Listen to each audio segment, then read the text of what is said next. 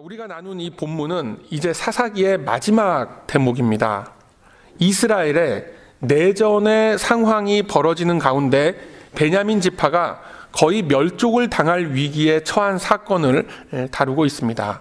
그리고 이 큰 사건을 수습하면서 이스라엘이 드러내고 있는 수습책들이 얼마나 비신앙적이고 또 세상의 상식 수준에서 보더라도 도저히 받아들이기가 힘든 그런 그 수준의 일들이 벌어지고 있는지를 우리에게 보여주고 계십니다. 참으로 어처구니 없는 일들이 벌어지고 있는 가운데 우리들이 주의해서 보아야 할 것은 이러한 모든 일들이 하나님의 이름을 빙자해서 이루어지고 있더라라는 것입니다. 이처럼 혼란스럽고 불신앙적인 일들이 만연하던 시대를 통해서 주님은 오늘을 살아가는 우리 성도들에게 과연 올바른 신앙의 길이란 것이 무엇인가라는 질문을 던져주고 계십니다. 본문에 이르게 된 배경과 그 내용을 살펴보면 사실상 레위 제사장의 비행이 모티브가 되어서 기브아에서의 살인사건이 벌어지게 됩니다. 곧이어 이스라엘의 총회가 열리게 되고 그곳에서는 얼토당토하지 않게 베냐민 지파에 대한 징벌이 주요 안건으로 떠오르게 됩니다. 뿐만 아니라 만장일치로 그들에 대한 징벌이 통과가 됩니다. 베냐민 지파 역시 기브아의 거민들에 대한 진상조사와 책임자 처벌 등의 그런 과정들은 다 덮어둔 채 이스라엘 연합군과 전쟁을 벌이는 길에 나서게 됩니다. 몇 차례의 전투를 벌인 끝에 베냐민 지파는 완패하게 되고 출전했던 거의 모든 병력들이 전멸에 가까운 큰 피해를 입게 됩니다. 이제 살아남은 불과 600명의 장정들은 림몬이라는 바위산에 숨어 들어가게 되고 12지파의 하나였던 베냐민 지파는 이제 그 씨가 마르게 됩니다. 사태가 이 지경에 이르게 되자 이스라엘은 아차 싶은 마음에 다시 한번 회의를 소집합니다. 그리고 베냐민 지파의 혈통이 이어질 수 있도록 길르앗의 젊은 처녀들을 취해서 베냐민 지파의 남성들에게 붙여줍니다. 그러나 그 숫자는 여전히 부족하게 되고 기껏 짜낸 계획이 뭐냐면 실로에서 열리는 그 무도회에 참여하는 여인들을 납치해서 베냐민 지파의 가정을 이루게 하자라는 계획을 세우고 또 실행에 옮기게 됩니다. 그리고 이러한 모든 일들에 대해서 성경은 말씀하시길 자신들의 소견에 옳은 대로 행했다라고 담담하게 기술하고 계십니다. 이것이 오늘 우리가 나눈 본문의 배경이 되며 대략적인 내용이 됩니다. 사사기 후반부에 들어와서 눈에 띄는 큰 사실은 한 개인의 타락으로 속한 지파와 공동체의 타락으로 이어지고 나아가서는 민족적인 패역함으로 발전하게 된다라는 사실입니다. 사사기 21장 1절서부터 시작되는 내용들은 우리들이 도저히 상상하기조차 힘든 악하고 또 폐륜적인 일들이 벌어집니다. 마치 지옥의 한 장면을 묘사해 놓은 것과 같은 그런 상황이 벌어지고 있고 성경은 그것을 숨김없이 서술하고 있습니다.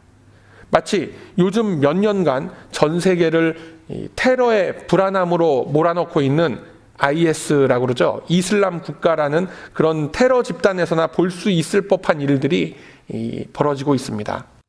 그것도 하나님의 백성들이라는 이스라엘 사회 내에서 버젓이 일어나고 있었습니다. 이스라엘은 이러한 흉측한 일들을 벌이면서 모든 것이 다 하나님의 뜻이요 하나님의 일을 하는 것이다 라고 합니다. 하나님의 이름으로 모여서 제사를 드리고 하나님의 이름으로 모여서 울면서 부르짖고 하나님의 뜻이라면서 이 총회의 안건들을 처리했던 것입니다. 그러나 그 속에 진정한 하나님의 뜻은 아무것도 없었습니다. 하나님의 뜻과는 상관없는 일들을 자신들의 소견에 옳은 대로 그냥 밀어붙인 것입니다. 잘못된 신앙의 열심으로 인해서 동족을 살상하고 부녀자와 아이들마저도 살육을 합니다. 그럼에도 불구하고 이스라엘은 자신들의 모습이 옳다라고 여기고 있었습니다. 그렇다면 도대체 왜 이러한 일들이 벌어지게 되었을까요?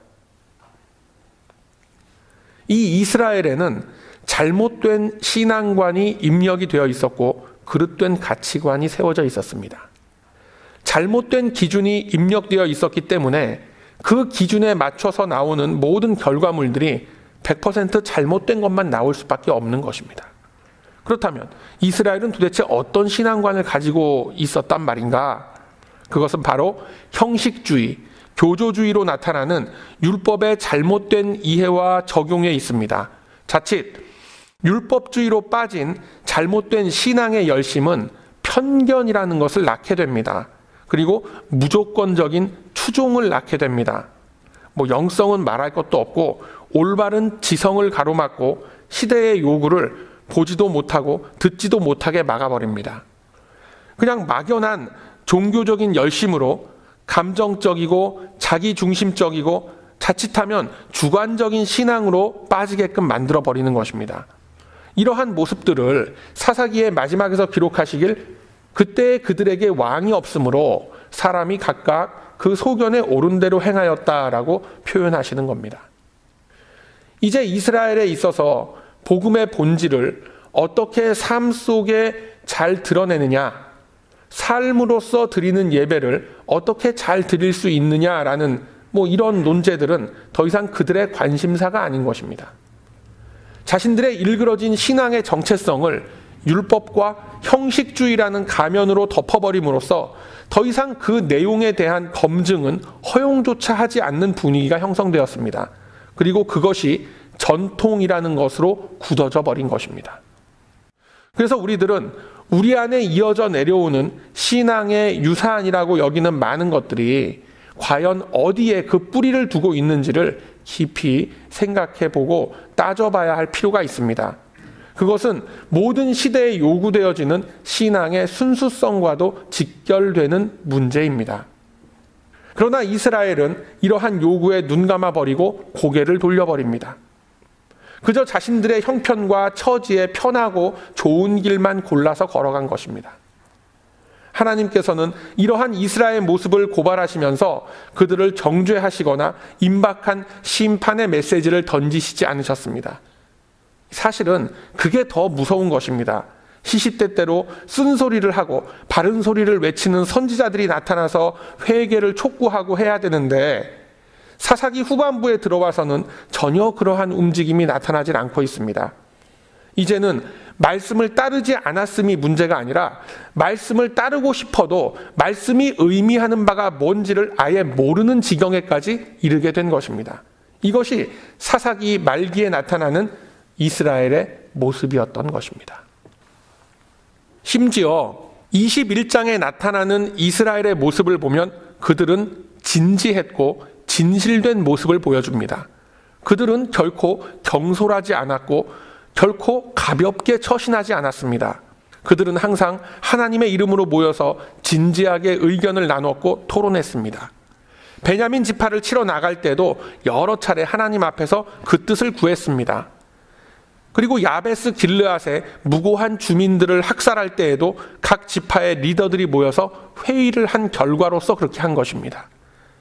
길르앗의 무고한 처녀들을 인신매매와 다를 바 없는 방법으로 납치를 해서 베냐민 자손에게 주었을 때도 그들은 하나님의 이름 앞에서 그 악랄한 짓을 한 것입니다. 뿐만 아니라 실로의 무도회장을 습격하게 하고 영문도 모르는 여인들을 납치하는 그 사건의 배후 조정을 하면서도 그들은 그것이 이스라엘을 향한 주님의 뜻이라고 여기면서 스스로를 옳게 생각했던 것입니다.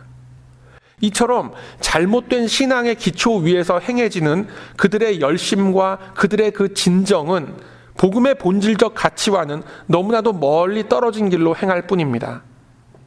그들이 보인 모든 종교적인 열심과 결정들은 모두 다 진리의 길에서는 한참을 벗어났던 모순들 뿐입니다.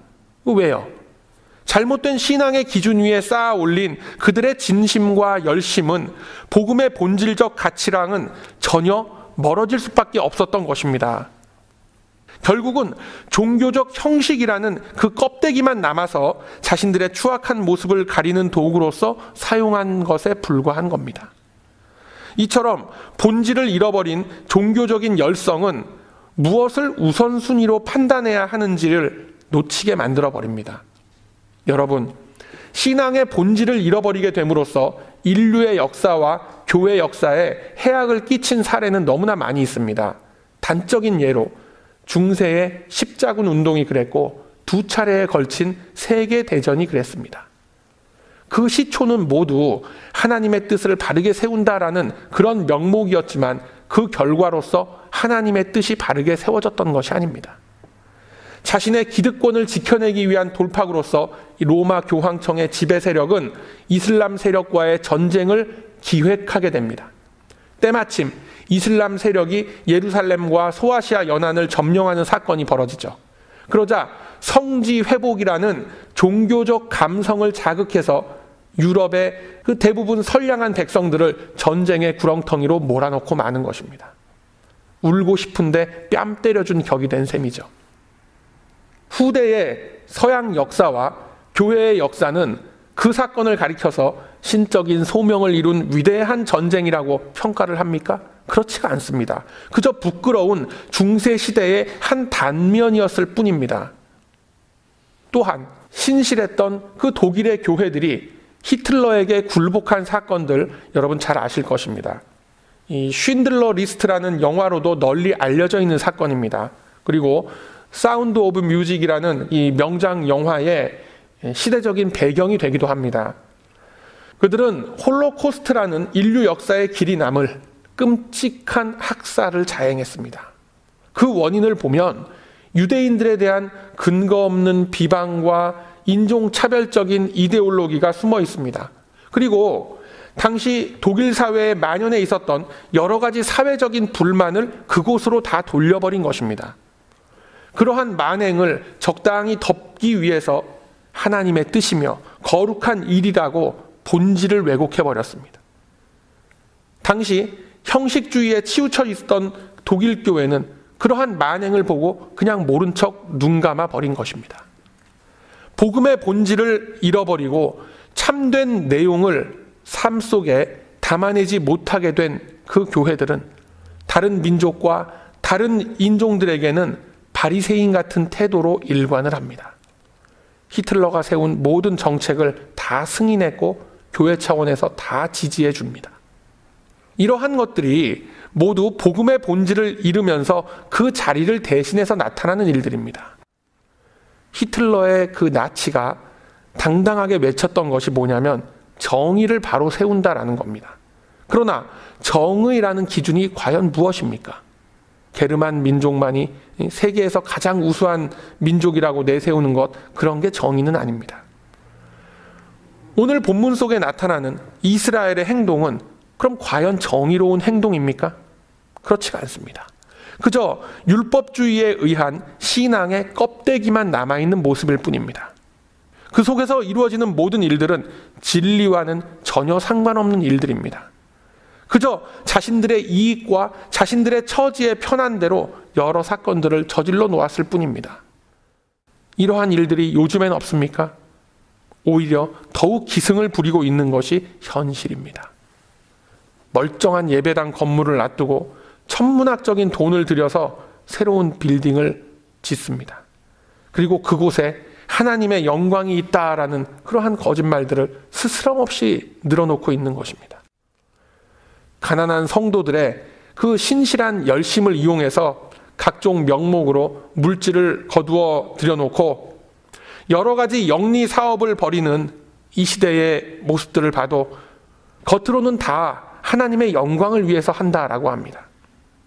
기독교 기업을 표방한다라는 업체에서 오히려 부당한 차별과 법질서 위반으로 인해서 사회의 지탄을 받는 것은 이제 어제 오늘의 일들이 아닙니다. 신문지상에 오르내리는 일들을 다 열거하기조차 부끄러운 것이 이 시대의 현실입니다. 그 결과를 한번 보세요. 성장과 부흥지상주의에 물든 일부 교회들의 잘못으로 인해서 어떤 결과가 일어났습니까? 결국은 그것들이 다 부메랑이 되어서 오히려 전도가 막히게 되고 그리스도의 몸된 교회들이 더욱 힘들어지는 결과를 낳게 한 것입니다. 그럼 누가 그런 짓을 했습니까? 바로 하나님의 백성임을 자부한다라는 우리들 스스로 그렇게 저질러 놓은 일들입니다. 오늘 본문에 나타난 그 사건의 정황을 대략 훑어보면 율법에 입각해서 법대로 원칙대로 모든 것을 잘 처리한 것 같습니다. 레위인의 첩을 살해한 기브아 거민들을 처벌하기 위해서 총회를 구성했고 거기에 비협조적인 베냐민 지파를 징벌했습니다. 그리고 이제 거의 멸절될 위기에 빠진 베냐민 지파를 위해서 또 다른 비협조적인 모습을 보였던 길르앗 지역의 여인들을 데려다가 그 숫자를 채워줍니다. 법대로 원칙대로 하는 것 같지만 그들에게는 이 율법의 근본적인 정신이 빠져 있었습니다. 본래 이 법이란 것은 한 사회가 질서 있게 작동하기 위한 최소한의 안전장치입니다. 법 자체가 목적이 될 수가 없습니다. 법이라는 테두리 안에서 질서를 만들어 감으로써 모두가 함께 살아갈 수 있는 공간을 만들어가는 그 수단으로서 주어진 것이 그게 법입니다. 그럼 역시나 기독교 신앙 속에서 말하는 법이라는 것도 마찬가지입니다. 하나님의 공의와 하나님의 절대 기준 앞에서 나를 세우기 위한 수단으로서 주어진 것이 그게 율법입니다. 율법의 요구를 다 만족시킨 사람이 있습니까? 아무도 없습니다. 그럼에도 우리들은 하나님의 용서와 자비로우심이라는 그 은혜의 혜택을 누리면서 살아가고 있는 것입니다. 즉 하나님 백성에게 있어서 법이란 다른 사람을 비판하고 정죄하는 데 사용하는 법이 아닙니다. 가장 먼저는 그 법을 자기 자신에게 적용을 시켜서 내가 과연 하나님의 법 앞에서 어떤 죄인인가라는 것을 알게 하려는 것이 그것이 우리에게 주어진 율법의 목적이 되는 것입니다. 이 문제를 성경은 이렇게 말씀하십니다. 갈라디아서 3장 24절 이하의 말씀에는 율법이 우리를 그리스도에게로 인도하는 몽학 선생이 되어 우리로 하여금 믿음으로 말미암아 의롭다 함을 얻게 하려 함이니라 라고 말씀합니다. 내가 내리는 이 결정들이 성령의 법에 하나님의 법에 합당한 것인가를 고민할 수 있는 그 자리에 세워진 것이 바로 성도입니다. 그래서 참된 성도는 하나님의 법, 성령의 법 앞에 항상 나를 비추어 보고 그 테두리 안에 나를 쳐서 복종시키는 일을 게을리하지 않는 것입니다. 그렇다면 기독교에서 말하는 하나님의 법이 구체적으로 무엇입니까? 기독교에서 말하는 진정한 법정신의 원칙은 바로 사랑의 실천입니다. 사랑에 대해서 사람마다 갖는 여러 가지 생각이 있을 수가 있습니다. 그러나 성경에서 말하는 사랑은 이러한 것입니다. 먼저 요한일서 4장 8절 말씀 보면 사랑하지 아니하는 자는 하나님을 알지 못하나니 이는 하나님은 사랑이심이라 라고 말씀합니다. 하나님은 곧 사랑이시고 이것은 하나님이 하나님 되심을 나타내는 가장 큰 증거가 됩니다. 그러한 하나님의 본질이신 그 사랑을 이렇게 규정합니다. 고린도전서 13장 4절 이하의 말씀에 사랑은 오래 참고 온유하며 투기하지 않고 자랑하지 않고 교만하지 아니한다라고 정의 내리고 있습니다. 그리고 7절까지 이어지는 그 사랑의 정의를 보면 무례히 행치 아니하고 자기의 유익을 구하지 아니하고 성내지 아니하고 악한 것을 생각하지 아니하고 불의를 기뻐하지 아니하고 모든 것을 참으며 믿으며 바라며 모든 것을 견디느니라 라고 말씀합니다. 이것이 사랑입니다. 이스라엘이 잃어버린 복음의 본질이 바로 이겁니다. 그리고 이 사랑을 우리들에게 직접 보여주시기 위해서 그리스도께서는 육신을 입고 이 땅에 내려오셨던 것입니다. 이 남자와 여자 사이에 가슴이 콩닥콩닥하는 그런 사랑 내지는 소녀적인 감성에 젖은 그런 애틋한 마음들, 그러한 것들도 다 사랑의 한 부분이긴 합니다만 성경에서 말씀하시는 성경적 사랑의 본질은 그런 애틋한 감정이 아니라 인격의 실체로서 드러나는 것입니다.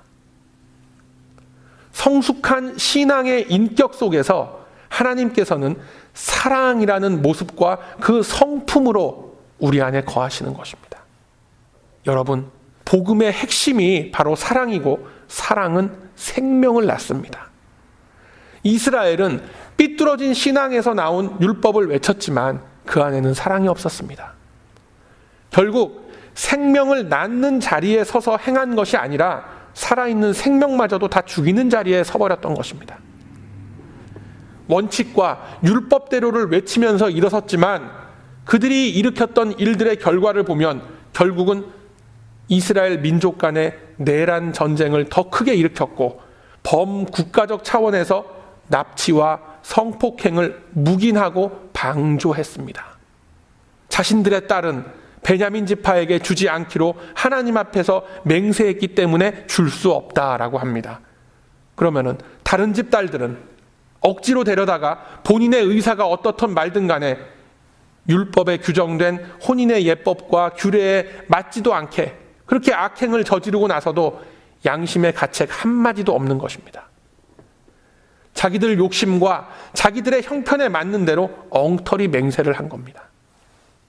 성경은 분명하게 말씀하시길 너희는 내 이름으로 거짓 맹세하지 말라. 내 하나님의 이름을 욕되게 하지 말라. 나는 여호와니라 라고 말씀합니다. 레위기 19장의 말씀이죠. 그리고 이것을 산상수훈에서 예수님께서 그대로 인용을 하십니다. 이스라엘은 엉터리 맹세는 지키겠다고 하면서 막상 지켜야 할 하나님의 법은 외면해 버립니다. 그저 자기들 소견에 편한 대로 가져다 붙이면 모두 다 진리가 되는 겁니다. 그러한 모든 일들이 하나님의 일을 한다라는 미명 아래 벌어졌던 것입니다. 그렇게 유지된 가정과 지파와 민족이 제대로 유지될 리가 있겠습니까? 천부당 만부당한 것입니다. 사랑하는 우리 베다니 가족 여러분, 그리스도의 희생적 사랑을 회복하는 것이 하나님의 법을 우리 안에 바로 세우는 것임을 믿으시길 바랍니다. 새 생명의 기쁨을 허락해 주신 주님의 그 희생적 사랑이 나의 삶 속에 충만하게 임할 때 나로 인하여 또 다른 생명의 열매를 맺을 수 있습니다. 이스라엘은 그 사랑이 없었습니다. 하나님의 말씀이 더 이상 그들 속에 머물지가 않는 시대였습니다. 바른 말씀이 그들에게 가르쳐지고 퍼져가지를 않으니까 당연히 하나님의 법 또한 그들 사이에서 세워지지 않게 됐던 것입니다. 그 빈 간격을 껍데기만 남고 생명은 없는 율법주의가 채워버린 겁니다. 여러분, 그리스도께서는 그 생명의 길을 열어놓으시기 위해서 고난의 길을 가셨음을 기억하시길 바랍니다. 그가 우리를 대신하여 걸으셨던 고난의 길이 아니었다면 생명의 길 또한 열리지가 않는 것입니다. 생명을 낳기 위해서 그리스도의 고난은 시작된 것입니다. 그러나 그러한 그리스도의 고난과 대속의 죽으심과 부활하심으로 인해서 우리들은 뚜렷한 복음의 실체와 복음의 구체적인 내용을 가질 수 있게 된 것입니다. 그래서 예수 그리스도 안에 있을 때에 우리들은 비로소 하나님께서 우리들에게 원하시는 크신 그 은혜와 구원의 계획이 무엇인지를 깨닫게 되는 것입니다. 그 사랑의 법이 나의 심령 속에 녹아들어갈 때에 하나님 말씀의 능력은 나의 삶을 변화시키고 나를 향한 하나님의 계획을 향해서 달려나아갈 수 있게 하는 것입니다.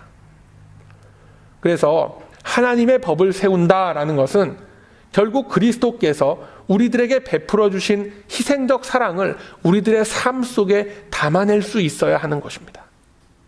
이스라엘은 시간이 지날수록 말씀과 멀어졌기 때문에 더 이상 하나님의 사랑과 그 은혜를 체험할 수가 없게 되었습니다.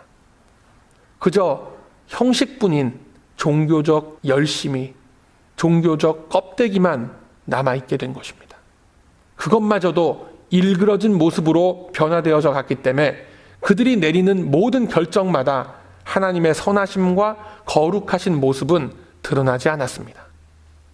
폭력적이고 비도덕적이고 음란한 일들이 연이어서 그들에게 나타납니다. 그리고 그것을 일컬어서 하나님의 일을 한다라고 합니다. 이처럼 잘못된 신앙의 열심으로 하나님의 일을 빙자하고 하나님의 일을 사칭하는 우리들 삶의 여러 가지 모습 속에 그러한 일들 되풀이되고 있다는 그 사실 앞에서 우리들은 깨어 있어야 하는 것입니다. 하나님께서 우리에게 주시는 여러 가지 계획과 일들은 그냥 주어지지 않습니다. 성경 말씀을 깨달아 알아가는 속에서 자연스럽게 느끼게 해주십니다. 우리들이 진실된 마음으로 나의 욕심과 이기적인 마음을 내려놓고 기도할 때에 주님의 음성은 우리 안에 작지만 분명하게 울려 퍼져나갑니다. 우리들이 흔히 말하기를 주님의 음성을 듣고 싶고 주님의 말씀을 가슴에 새기고 싶다라고 얘기합니다. 많이들 사용하는 표현이지만 어쩌면 매우 추상적이고 마음에 쉽게 와닿지가 않습니다. 그렇지 않습니까? 다시 말하면 주님은 우리의 내면 속에 말씀에 근거한 확신으로서 그분의 뜻을 전해주시는 것입니다. 그 확신은 나의 생각과 나의 요구와 나의 바램과는 보통 어긋나게 됩니다. 그렇기 때문에 마음 한편에서 울려나는 그 세미한 음성을 듣고도 못 들은 척하는 경우가 참 많은 것입니다. 이스라엘은 핑계를 댑니다. 우리에게 왕이 없어서 주님과 멀어졌다. 우리에게 왕이 없어서 주변 이방 민족들처럼 우리는 발전하지 못했다. 우리에게 왕이 없어서 어떻게 해야 할지 몰랐다라고 둘러댑니다. 왕이 없는 것이 아니라 내 마음에 드는 왕이 없는 거죠. 수천 년이 지났지만 여전히 동일한 핑계거리는 우리들의 마음속에서부터 올라옵니다. 우리들이 둘러대는 왕은 무엇입니까? 돈이, 물질이 풍족하게 없어서, 시간이 없어서, 건강이 허락하지 않아서 그런 거 아닙니까? 주님은 우리들에게 거창하고 큰 일을 맡겨놓으신 것이 아닙니다. 우리 안에 주께서 세우시는 은혜의 법, 사랑의 법이 바로 세워지길 바라시는 것뿐입니다. 우리들의 신앙의 인격이 새로워지고 다듬어지는 것을 원하시는 겁니다. 하나님의 백성다웁게 살아갈 것을 원하시는 겁니다. 그게 그토록 돈이 들고 시간이 필요하고 건강이 받쳐줘야 되는 일입니까, 여러분? 우리들을 향하여 항상 준비되어진 하나님의 큰 은혜 앞에서 이제는 우리의 삶의 모습들이 변화되어지길 소망합니다. 우리들 삶의 내용으로서 주님의 말씀과 주님의 법이 우리 안에 거한다라는 사실을 이제는 하나님 앞에서 그리고 이웃들 앞에서 보여내고 증명해낼 수 있기를 주님의 이름으로 축원드립니다. 여러분, 우리 모두 다 할 수 있습니다. 하나님께서는 이미 이 사사기의 역사를 통해서 이토록 불순종하고 불신앙적인 당신의 백성들임에도 불구하고 결국 이들을 놓지 않으시고 포기하지 않으시는 그 주님의 손길을 보여내십니다. 이 같은 주님의 변함없으신 사랑과 은혜 주심의 그 열심이 우리들을 시시때때로 좌절케 하고 어긋나게 하려는 세파의 유혹과 도전으로부터 우리를 지켜내실 것입니다. 이제 우리는 말씀이 우리에게 주시는 뜻과 신앙의 본질을 회복해야 합니다. 우리들의 심령 속에 주님의 은혜가 쉼없이 흐를 때에 우리들이 읽고 듣고 묵상하는 이 모든 하나님의 음성들은 우리를 변화시키는 주님의 능력이 될 것입니다. 그 능력이 저와 여러분을 주께서 걸으셨던 그 동일한 십자가의 길 위에 당당히 세우실 것입니다. 더 이상 그 길을 가는 것을 두려워하거나 꺼려하지 않는 귀한 믿음을 또한 우리들에게 허락하실 것입니다. 그 확신을 가지고 이스라엘의 이 어두운 역사를 딛고 서서 달려 나아가시길 바랍니다. 그럴 때 우리 안에 주님의 사랑이 회복될 것입니다. 오래 참고 온유하며 교만하지 않고 무례히 행치 아니하고 자기의 유익을 구하지 않게 될 것입니다. 그 놀라운 주님의 선포 앞에서 이제는 하나님과 교회 공동체 앞에 바른 믿음의 지체들로 우뚝 서는 저와 여러분이 되시길 바랍니다. 주께서 영원히 우리와 함께 하실 것입니다. 그러하므로 이제는 하나님의 바른 말씀과 복음의 본질을 나의 삶 속에 담아냄으로써 주께서 세워주신 사랑과 은혜의 법을 마음껏 누리시며 그 안에서 오직 주님께만 영광을 올려드리는 저와 여러분의 복된 삶이 다 되시기를 이 아침에 주님의 이름으로 축원드립니다. 아멘.